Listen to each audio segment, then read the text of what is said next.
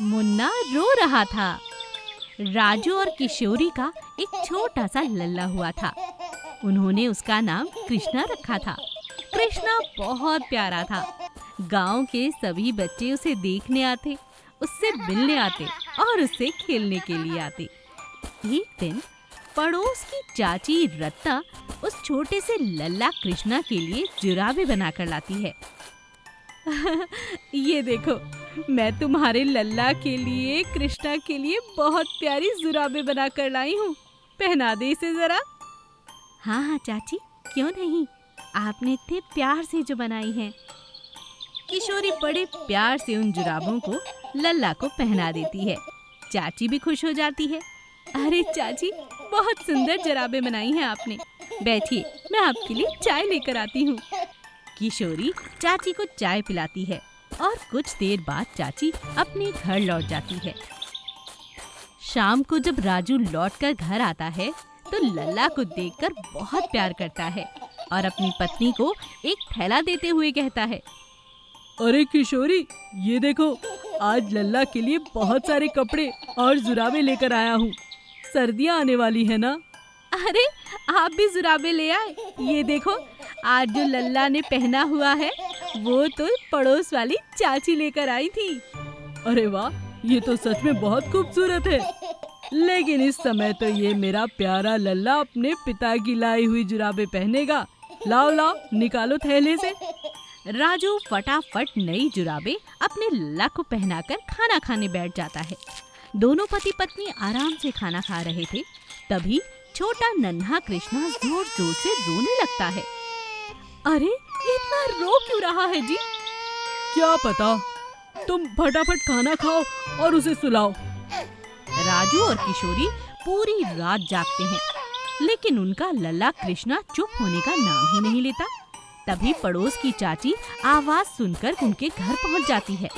अरे क्या हुआ किशोरी, पूरी रात तेरा लल्ला रो रहा था, मेरा तो कलेजा मुंह को आ गया। बात क्या है बिटिया? पता नहीं चाची, पूरी रात रोता रहा। मैंने तो इसे दूध भी पिलाया, सुलाने की बहुत कोशिश की, मगर ये चुप ही नहीं होता। ला जरा मुझे तो दे। चाची अपनी गोद में बच्चे को लेती हैं और देखती हैं कि उसने नई जुराबे पहनी हुई हैं। चाची तुरंत उन्हें उतारती है। तभी किशोरी कहती है, अरे अरे चाची, ये मत उतारिए, इसके पिताजी कल रात को ही नई जुराबे लेकर आए हैं। अरे अरे कोई बात नहीं। अरे ये देख, आजकल की बाजारू जुराबों में क्या क्या लास्टिक वगैरह लगा रहता है। लल्ला की पूरी टांगे सूज गई हैं। हाय राम, सच में चाची, क्या ये इसीलिए रो रहा था? हाँ, चल अब थोड़ा सा तेल लगा इनके पैरों पर, तभी लल्ला को आराम आएगा। बेचारा कब से यही बात कहना चाह रहा था। राजू को अपनी गलती का बहुत एहसास होता है।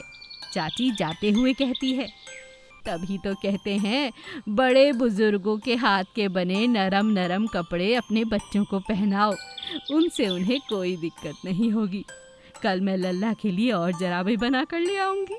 कोई बात नहीं, नए नए माता पिता हो, गलतियां तो होती ही रहती हैं। भूमिगत जादुई गुप्त गुफा और लंबी गर्दन वाला शेर। जंगल का राजा शेर बहुत ताकतवर था, मगर पूरी जनता उससे घबराने की बजाय उससे हमेशा मजाक किया करती थी। और इस बात का जंगल के शेर राजा को बहुत बुरा लगा करता था। वो चाहता था कि पूरा जंगल उससे थर थर कांपे, हर कोई उससे डरे। एक दिन जंगल का राजा शेर टहलते टहलते काफी दूर तक निकल गया। उसे एक पहाड़ी के ऊपर चढ़ने का मन हुआ।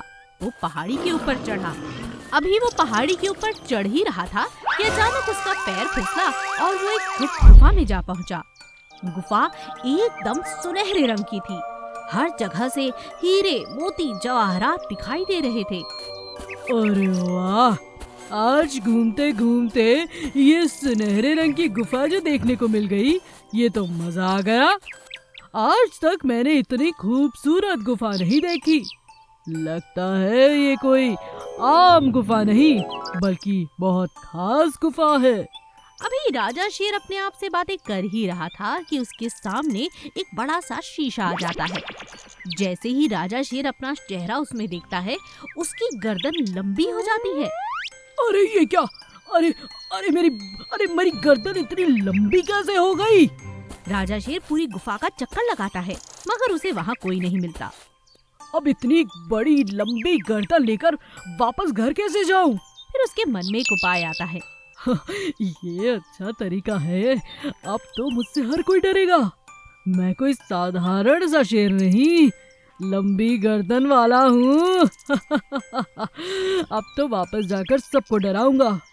राजा शेर वापस अपने घर जाता है और लोग उसे देख देख कर डरने लगते हैं।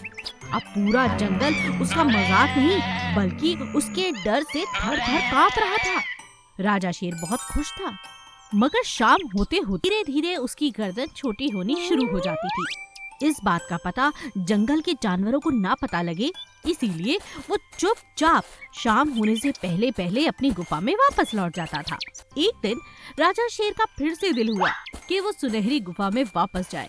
अभी वो रास्ते में ही था कि उल्लू ने उसे देख लिया और उसका पीछा किया। राजा शेर कहाँ जा रहे हैं? अपनी लंबी सी गर्दन लिए देखता हूँ। उल्लू उनका पीछा करता है। राजा शेर सुनहरी गुफा में जाता है। जैसे ही राजा शेर शीशे की तरफ देखता है, फिर से उसकी लंबी गर्दन और लंबी हो जाती है। ये सब देखकर उल्लू सारी बात समझ जाता है और वहीं खड़े खड़े राजा शेर से कहता है, तो राजा शेर, आपको क्या लगता है इस आईने में देखकर केवल आप अपनी लंबी गर्दन कर सकते हैं? आप भूल गए मैं भी यहाँ हूँ, जरा पीछे मुड़कर देखिए।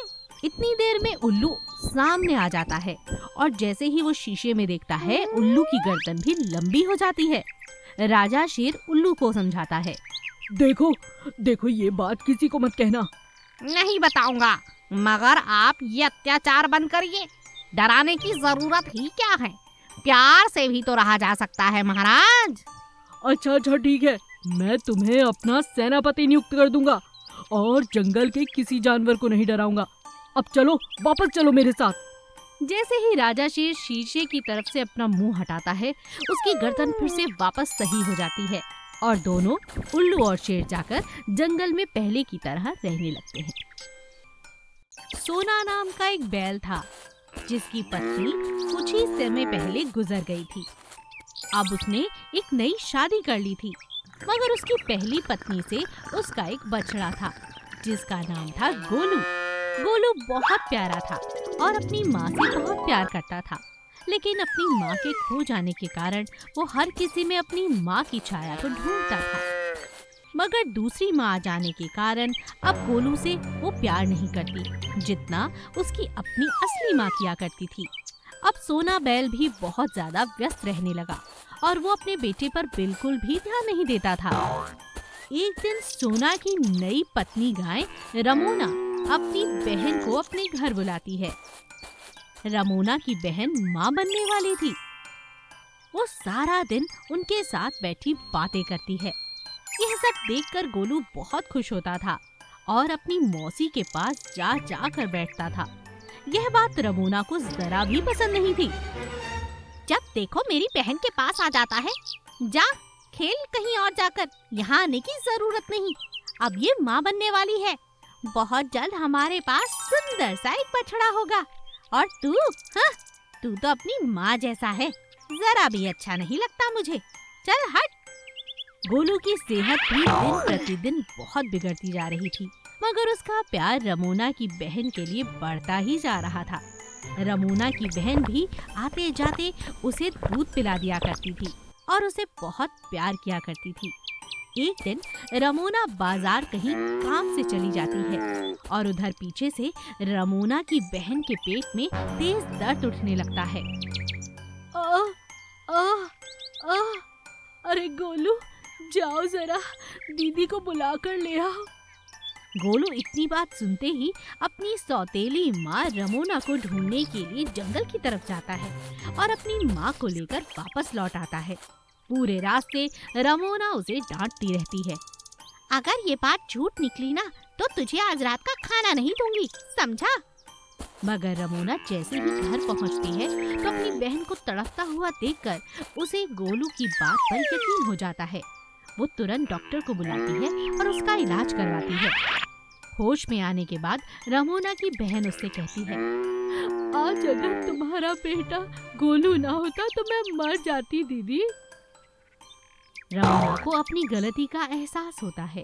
वो सोना से कहती है, मैं तुम्हारे बेटे से जरा भी प्यार नहीं करती थी, इसे हमेशा सौतेला ही समझा, मगर सच में गोलू बहुत अच्छा है। हमें मिलकर इसे प्यार देना चाहिए, वैसे ही जैसे इसकी अपनी माँ देती थी। अब सोना और उसके साथ साथ गोलू भी बहुत खुश रहने लगते हैं।